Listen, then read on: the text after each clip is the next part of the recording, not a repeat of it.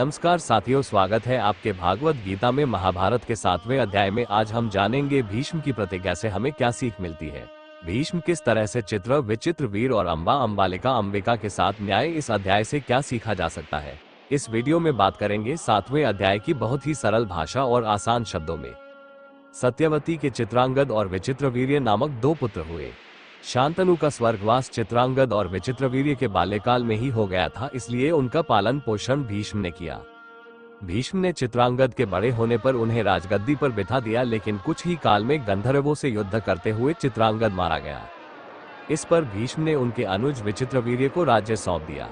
अब भीष्म को विचित्रवीर्य के विवाह की चिंता हुई।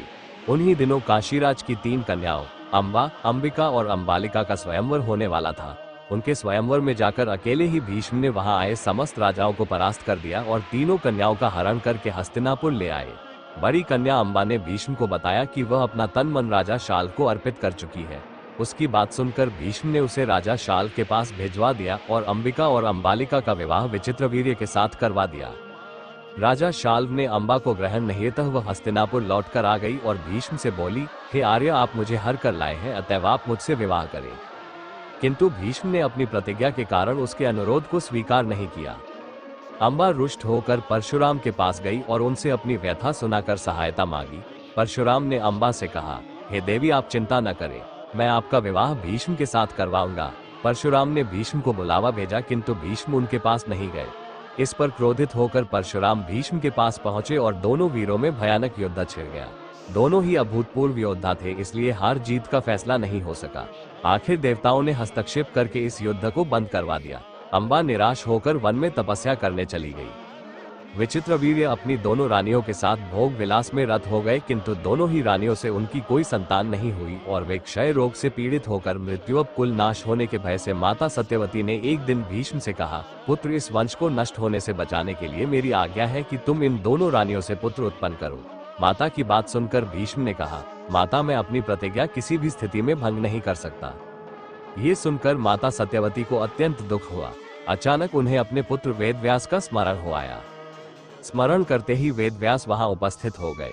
सत्यवती उन्हें देखकर बोली, हे पुत्र, तुम्हारे सभी भाई निःसंतान ही स्वर्गवासी हो गए, अतः मेरे वंश को नाश होने से बचाने के लिए मैं तुम्हें आज्ञा देती हूँ कि तुम उनकी पत्नियों से संतान उत्पन्न करो। वेदव्यास उनकी आज्ञा मानकर बोले, माता, आप उन दोनों रानियों से कह दीजिए कि वे 1 वर्ष तक नियम व्रत का पालन करते रहें, तभी उनको गर्भ धारण होगा। 1 वर्ष व्यतीत हो जाने पर वेदव्यास सबसे पहले बड़ी रानी अंबिका के पास गए। अंबिका ने उनके तेज से डरकर अपने नेत्र बंद कर लिए। वेदव्यास लौटकर माता से बोले, माता, अंबिका का बड़ा तेजस्वी पुत्र होगा, किंतु नेत्र बंद करने के दोष के कारण वह अंधा होगा। सत्यवती को ये सुनकर अत्यंत दुख हुआ और उन्होंने वेदव्यास को छोटी रानी अंबालिका के पास भेजा। अंबालिका वेदव्यास को देखकर भय से पीली पड़ गई। उसके कक्ष से लौटने पर वेदव्यास ने सत्यवती से कहा, माता, अंबालिका के गर्भ से पांडु रोग से ग्रसित पुत्र होगा। इससे माता सत्यवती को और भी दुख हुआ और उन्होंने बड़ी रानी अंबालिका को पुनः वेदव्यास के पास जाने का आदेश दिया। इस बार बड़ी रानी ने स्वयं न जाकर अपनी दासी को वेदव्यास के पास भेज दिया। दासी ने आनंद पूर्वक वेदव्यास से भोग कराया। इस बार वेदव्यास ने माता सत्यवती के पास आकर कहा, माते, इस दासी के गर्भ से वेद वेदांत में पारंगत अत्यंत नीतिवान पुत्र उत्पन्न होगा। इतना कहकर वेदव्यास तपस्या करने चले गए। समय आने पर अंबिका के गर्भ से जन्मांध धृतराष्ट्र, अंबालिका के गर्भ से पांडु रोग से ग्रसित पांडु तथा दासी के गर्भ से धर्मात्मा विदुर का जन्म हुआ। शिक्षा प्राप्त करने के पश्चात द्रोण का विवाह कृपाचार्य की बहन कृपि के साथ हो गया। कृपि से उनका एक पुत्र हुआ। उनके उस पुत्र के मुख से जन्म के समय अश्व की ध्वनि निकली, इसलिए उसका नाम अश्वत्थामा रखा गया। किसी प्रकार का राजाश्रय प्राप्त न होने के कारण द्रोण अपनी पत्नी कृपि तथा पुत्र अश्वत्थामा के साथ निर्धनता के साथ रह रहे थे। एक दिन उनका पुत्र अश्वत्थामा दूध पीने के लिए मचल उठा, किंतु अपनी निर्धनता के कारण द्रोण पुत्र के लिए गाय के दूध की व्यवस्था न कर सके। अकस्मात उन्हें अपने बाल्यकाल के मित्र राजा द्रुपद का स्मरण हो आया, जो कि पांचाल देश के नरेश बन चुके थे। द्रोण ने द्रुपद के पास जाकर कहा, मित्र, मैं तुम्हारा सहपाठी रह चुका हूँ। मुझे दूध के लिए एक गाय की आवश्यकता है और तुमसे सहायता प्राप्त करने की अभिलाषा लेकर मैं तुम्हारे पास आया हूँ। इस पर द्रुपद अपनी पुरानी मित्रता को भूलकर तथा स्वयं के नरेश होने के अहंकार के वश में आकर द्रोण पर बिगड़ उठे और कहा, तुम्हें मुझको अपना मित्र बताते हुए लज्जा नहीं आती।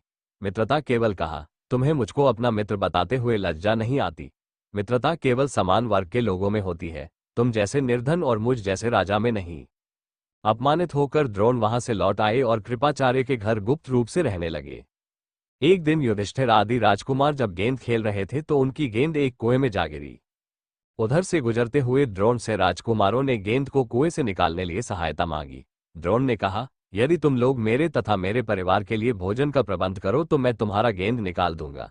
युधिष्ठिर बोले, देव, यदि हमारे पितामह की अनुमति होगी तो आप सदा के लिए भोजन पा सकेंगे। द्रोणाचार्य ने तत्काल एक मुट्ठी सीख लेकर उसे मंत्र से अभिमंत्रित किया और एक सीख से गेंद को छेदा, फिर दूसरे सीख से गेंद में फंसे सीख को छेदा। इस प्रकार सीख से सीख को छेदते हुए गेंद को कुएं से निकाल दिया। इस अद्भुत प्रयोग के विषय में तथा द्रोण के समस्त विषयों में प्रकांड पंडित होने के विषय में ज्ञात होने पर भीष्म पितामह ने उन्हें राजकुमारों के उच्च शिक्षा के नियुक्त राजाश्रम में ले लिया और वे द्रोणाचार्य एक दिन युधिष्ठिर आदि राजकुमार जब गेंद खेल रहे थे तो उनकी गेंद एक कुएं में जा गिरी। उधर से गुजरते हुए द्रोण से राजकुमारों ने गेंद को कुएं से निकालने लिए सहायता मांगी। द्रोण ने कहा, यदि तुम लोग मेरे तथा मेरे परिवार के लिए भोजन का प्रबंध करो तो मैं तुम्हारा गेंद निकाल दूंगा। युधिष्ठिर बोले, देव, यदि हमारे पितामह की अनुमति होगी तो आप सदा के लिए भोजन पा सकेंगे। द्रोणाचार्य ने तत्काल एक मुट्ठी सीख लेकर उसे मंत्र से अभिमंत्रित किया और एक सीख से गेंद को छेदा, फिर दूसरे सीख से गेंद में फंसे सीख को छेदा। इस प्रकार सीख से सीख को छेदते हुए गेंद को कुएं से निकाल दिया। इस अद्भुत प्रयोग के विषय में तथा द्रोण के समस्त विषयों में प्रकांड पंडित होने के विषय में ज्ञात होने पर भीष्म पितामह ने उन्हें राजकुमारों के उच्च शिक्षा के नियुक्त कर राजाश्रम में ले लिया और वे द्रोणाचार्य के नाम से विख्यात हुए।